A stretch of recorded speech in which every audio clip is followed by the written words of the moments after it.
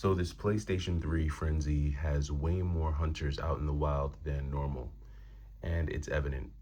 Over the past couple weekends, I've seen way more retro hunters at GameStops, at mom and pop shops, and it's clear. You know exactly what they're looking for, and you know exactly why they're looking for it. And usually, the telltale sign is a person who has a very intense look on their face. They have their phone out, and they're pretty much going through each game researching prices, probably using price charting or GameEye or eBay, any combination thereof, and they're trying to, assess their investment, which is ultimately what it looks like PlayStation 3 purchases have become. And I'm all for it. I love a little competition. I'm never mad when more people are hunting for retro games. In fact, I love the excitement around retro games, and I don't feel bad about it. So I did want to go over though some pickups that I got over the past couple weekends. Show you guys what I got yesterday while doing some back to school shopping, and then also show you about 12 games or so, or 8 games out of like a 13 video game lot that I picked up 2 weekends ago.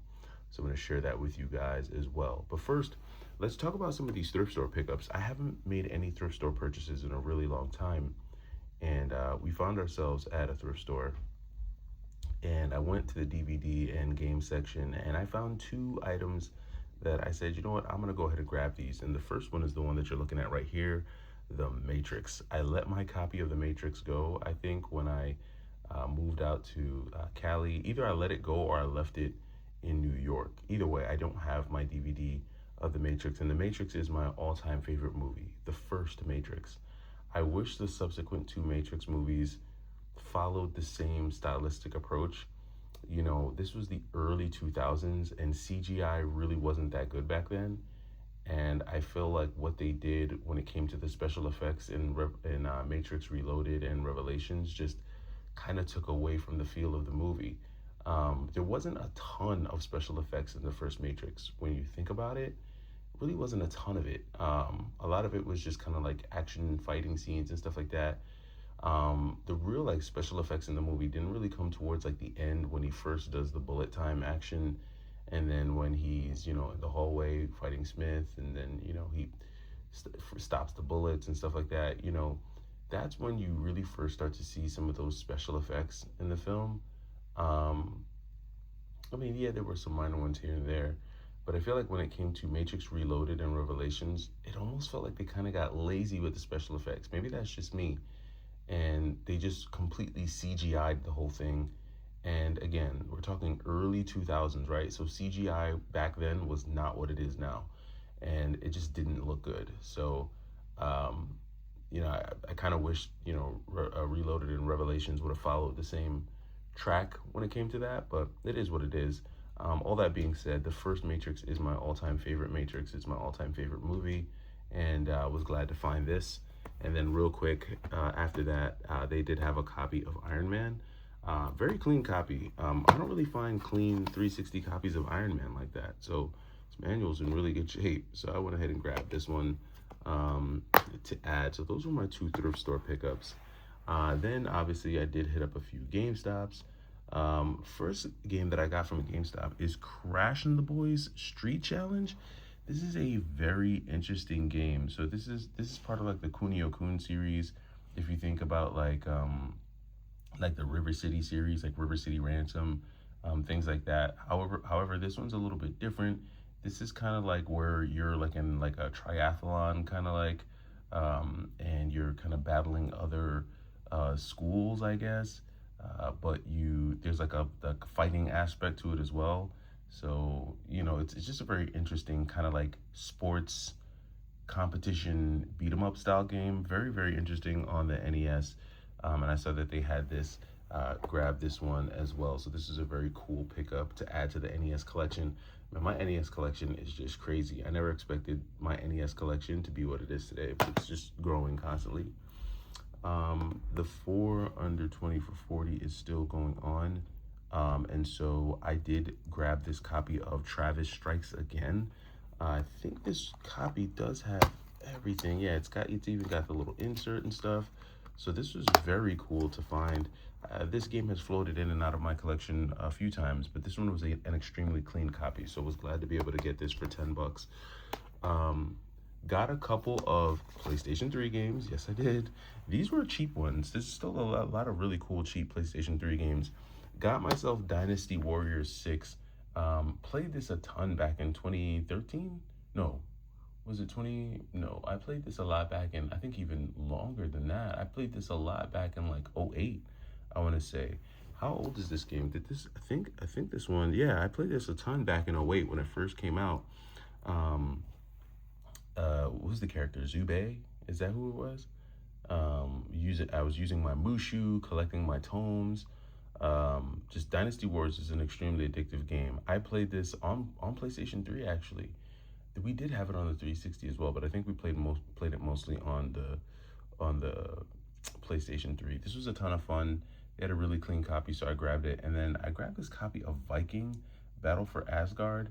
Don't really see this one. Viking is a super cheap game still. And I see it all over the place. Well, I don't see it all over the place, rather, like I used to. This one's like a rare cheap game. This is kind of funny.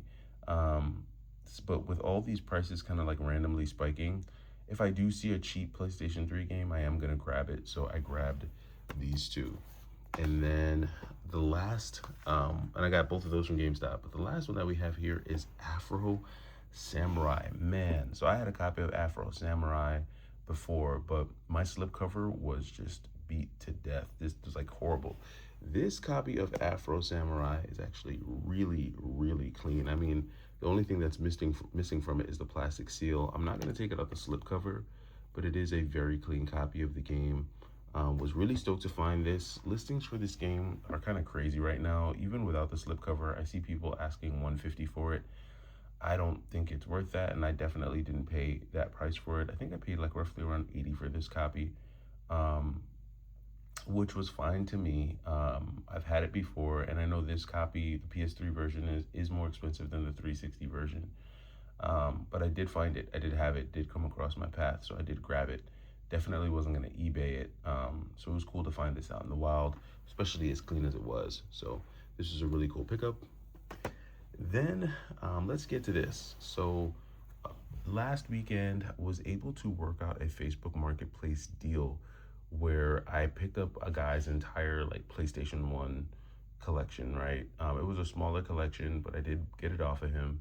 It included a complete in-box like new PS1, and it came with an extra like translucent blue controller. And then it also came with like a like new PlayStation, the PS1 screen, the portable screen. That was also in like new condition, complete in box, all the manuals, all the cardboard, the inserts, very clean, both very clean. So I thought that that was extremely good.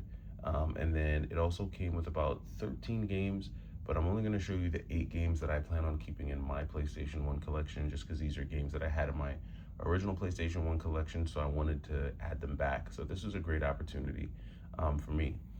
First game that I got here is Intelligent Cube. Next up, we have Tenchu Stealth Assassins, Street Fighter 2, Puzzle Fighter rather, 2 Turbo, Breath of Fire 4. This was a big one that I wanted to get back. Breath of Fire 3, also another big one I wanted to get back. Tomba, the original Tomba on the PlayStation 1, Legend of Mana, and Dino Crisis. So these are all in fairly good condition. I would say that these games are an average of 8 out of 10 condition, pretty clean. The entire bundle came in at roughly around 800. When I did the math, it came out to like 80%, somewhere between like 78 and 80% of market value for those items. I know the screen and the PS1 alone, is anywhere between $400 and $500. And then we've got all these games here. Breath of Fire 4 is one of those games that has spiked a little bit. I know it's like, roughly around 150 is what a lot of people are asking for it. And then you have Breath of Fire 3, which again is like another $100 game. And then you've just got everything else that came in the lot. Mind you, these are not all the games that came in the lot. There were additional games. These are just the ones that I'm keeping. The others I'm gonna be selling or trading away. After I sell and trade those away, the whole lot will probably wind up coming out to being maybe somewhere around 600, which I was okay paying for, a like new CIB PS1, like new CIB PS one portable screen, and then all these games. I felt like it was a good deal. So I went ahead and grabbed all of that. But again, I do feel like with everything that's happening right now, there's definitely more hunters out there, right? I spoke with a GameStop employee, and they told me that starting today, the four under, I think it was the 4 under 5 for 10 is back, or the 4 under 10 for 20 is back. And it seems like GameStop is just going to keep rotating these deals until Pro Week. So get out there, see what deals you can get. The deals are for the picking, and I'll catch you in the next one. It's the Y2K Collector. Take it easy.